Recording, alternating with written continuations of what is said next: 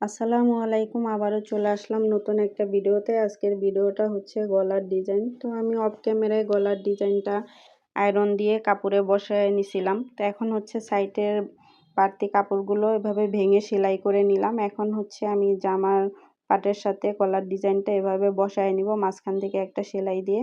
আমি সবসময় এভাবেই গলার ডিজাইনগুলো বসাই। আপনারাও এভাবে বসায় নিতে পারেন, কারণ এভাবে বসাইলে এক সাইডে কম বেশ হওয়ার সম্ভাবনাটা থাকে না।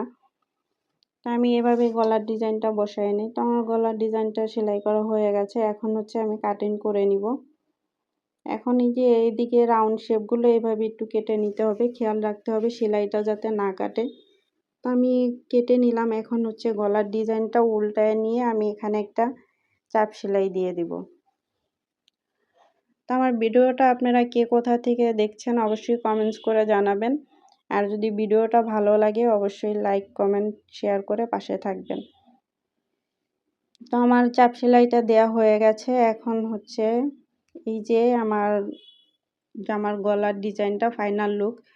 তো ভিডিওটা কেমন লাগলো জানাবেন। আর সবাই ভালো থাকবেন, সুস্থ থাকবেন। আল্লাহ হাফেজ।